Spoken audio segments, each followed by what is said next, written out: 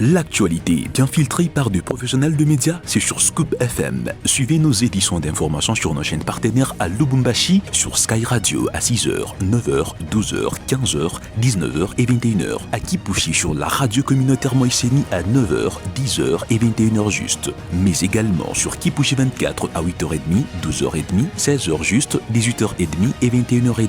Le journal des Scoop FM passe aussi à Likasi sur Canal CTV 88.4 MHz et sur Unili Radio 88.0 à 6h, 9h, 13h et 20h. Suivez-nous également à Kasumbalesa sur Marafiki Radio 88.8 MHz à 10h, 12h et 18h. Suivez-nous également en Bougimaï sur Télédiéba 89.1 MHz à 7h juste, 15h juste et 23h juste. Scoop FM, l'actualité est en continu sur notre page Facebook et sur notre chaîne YouTube. Pour plus d'informations, contactez-nous au +243 97 62 31 31 9. Scoop FM, la neutralité réelle, la neutralité réelle.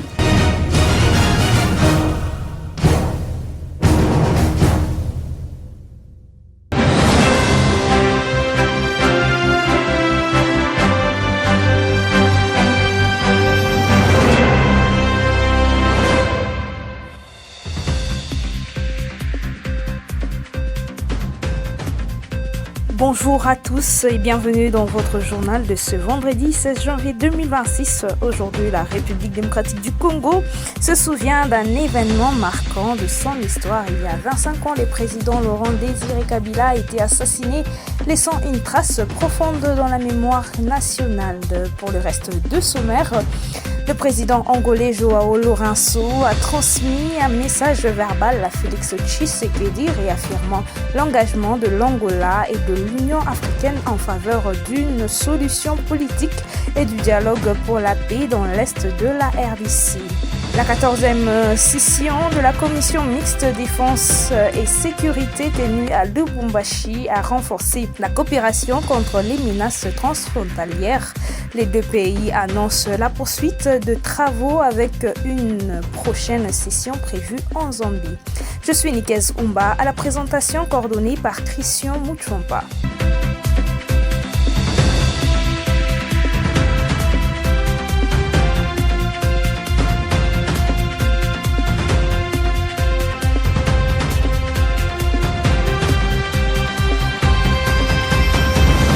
Comme annoncé au sommaire, actualité en bref, le président angolais et président en exercice de l'Union africaine, Joao Lourenço, intensifie sa médiation pour la paix en République démocratique du Congo. Quelques jours après avoir consulté à Luanda les représentants de la confession épiscopale nationale du Congo, SENCO en sigle, et de l'église du Christ au Congo, ECC, il a envoyé le jeudi 15 janvier son émissaire, le ministre de Relations extérieures, Tété Antonio, pour rencontrer le président Félix Tshisekedi à Kinshasa.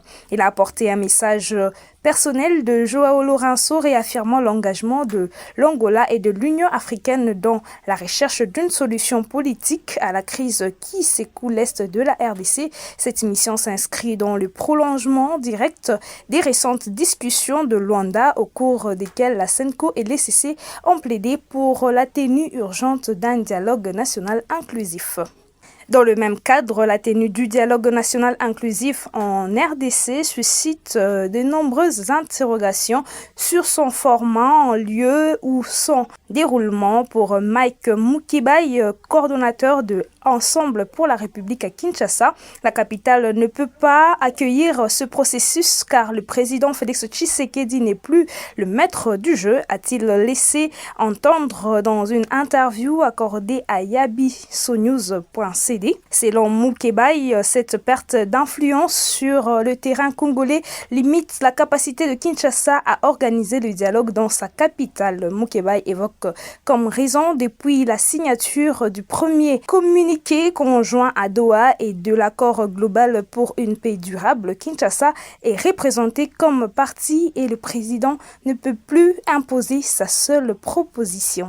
Comme c'était dit au sommaire, le 16 janvier 2026 marque le 25e anniversaire de l'assassinat de Laurent Désiré Kabila, alors président de la République démocratique du Congo. Le chef de l'État avait été mortellement atteint par balle dans son bureau du palais de Marbre à Kinshasa par l'un de ses gardes du corps, Rachidi Mizele Kassirika, lui-même abattu lors de sa tentative de fuite par l'aide de camp présidentiel, le colonel Edi Kapende. Grièvement blessé, Laurent Désiré Kabila avait été évacué vers la clinique Ngaliema dans un climat de grande confusion marqué par des informations contradictoires. Sa mort ne sera officiellement annoncée par le gouvernement congolais que le 18 janvier 2001, un quart de siècle plus tard. Cette date reste gravée dans la mémoire collective comme l'un des épisodes les plus marquants de l'histoire politique contemporaine de la RDC. Dans ce même chapitre, les 16 et les 17 janvier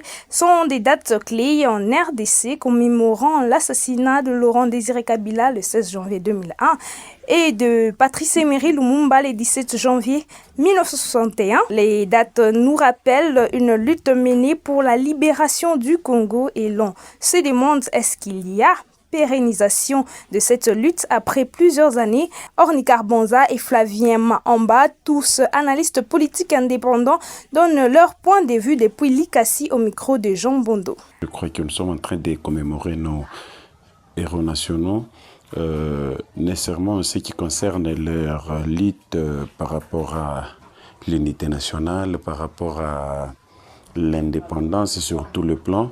Je crois que particulièrement par rapport à cette période, nous sommes en train de constater que la pérennisation nécessairement de leur démarche, de leur lutte, s'est fait nécessairement d'une manière sélective. Je parle d'une manière sélective, pourquoi? Parce que chaque leader qui est en train de prendre notre pays a tendance à choisir ce qui l'arrange et ce qui évolue dans son sens, donc ce qui vise beaucoup plus ses intérêts. Est-ce qu'il y a pérennisation des acquis pour cette lutte de nos vaillants héros? Je répondrai par la négative. Monsieur le journaliste, pour qu'il y ait pérennisation, il faut qu'il y ait création des écoles de ces idées. Donc, si la lutte de Mzee, la lutte de Lumumba devrait être pérennisée, il faudrait qu'il y ait création des écoles lumumbistes. Il faudrait qu'il y ait création des écoles mzéistes, pour ne pas dire kabylistes. Voilà, la lutte serait pérennisée. Le parti politique cher à Lumumba, il est où? Le parti politique cher à Mzee Laurent Désiré Kabila, l'AFDEL, il est où? Actualité en bref, les travaux de la 14e session de la Commission permanente mixte défense et sécurité entre la RDC et la Zambie se sont achevés à Lubumbashi après 3 jours d'échanges axés sur les défis sécuritaires frontaliers. Les discussions ont porté sur la lutte contre le terrorisme, la criminalité transnationale, les crimes transfrontaliers et les problèmes d'empiètement de la frontière avec un engagement commun à renforcer l'échange d'informations, les opérations conjointes et la coordination des services de sécurité. À la clôture, le ministre zambien de l'Intérieur, Jacob Mwimbu, et le vice-premier ministre congolais en charge de l'Intérieur et de la Sécurité, Jacquemain Chabani, ont appelé à un suivi rigoureux des résolutions adoptées. Les deux parties ont également annoncé la tenue en Zambie l'an prochain dans la dynamique de la coopération sécuritaire renforcée entre Kinshasa et Lusaka. Allons au Kasaï oriental, le vice-premier ministre en charge de l'Intérieur vient d'ordonner la réhabilitation des 3 administrateurs des territoires du Kasaï oriental, suspendus depuis presque une année après arrêté provincial. Tous les détails avec Serge Kayeya ou Mulumba, correspondant Scoop FM dans la région. Le VPM Jacquemain Chabani Louko l'a dit au gouverneur de province Jean-Paul Mbobekapo à travers son télégramme officiel du 12 janvier 2026 où il a ordonné à l'autorité provinciale d'autoriser toute affaire cessante le retour à son poste de l'AT Willy Mwambambia du territoire de Kabeya Kamanga, de l'AT Aaron Bouyboukassa du territoire de Katanda et de l'AT Pierre Tubasubashia de Miabi, tous trois suspendus depuis le 8 février 2024 par arrêté provincial. Rappelons qu'environ 5 mois après cette suspension, les trois autorités territoriales ont été réhabilitées par arrêté provincial du vice-gouverneur de province, Dr Augustin Kayembe Moulemena, comme gouverneur intérimaire pendant les démêlés judiciaires du titulaire à Kinshasa et même notifié.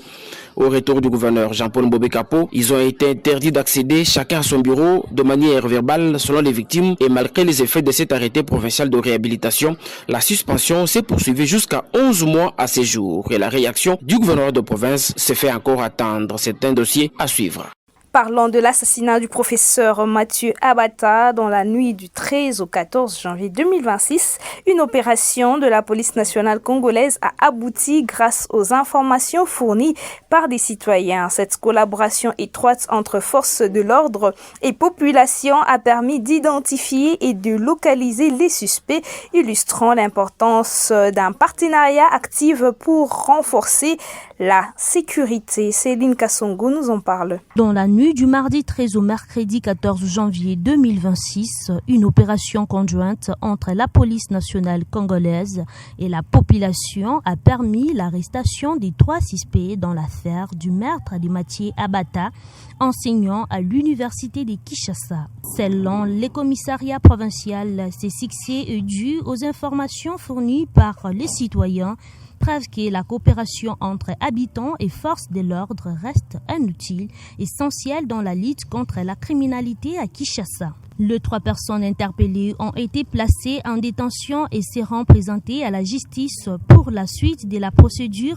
La police a salué les implications citoyennes et réaffirme sa détermination à poursuivre les enquêtes afin d'établir toutes les responsabilités liées à ces crimes qui a profondément choqué la communauté universitaire et l'opinion publique.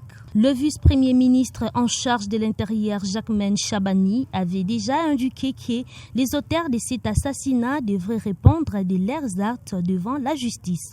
Pour Linikine, encore meurtri par la perte tragique de l'un de ses enseignants, cette avancée constitue un premier pas vers la vérité et la réparation.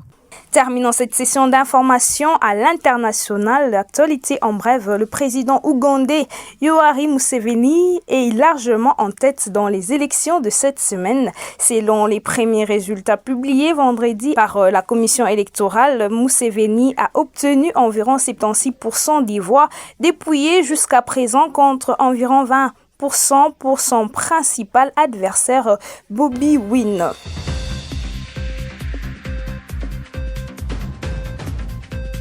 C'est tout pour ce journal, mesdames et messieurs, en ces jours de martyr de Mouzé Kabila, que sa mémoire guide nos pas et inspire l'unité. Merci de votre écoute et excellent début de week-end à tous.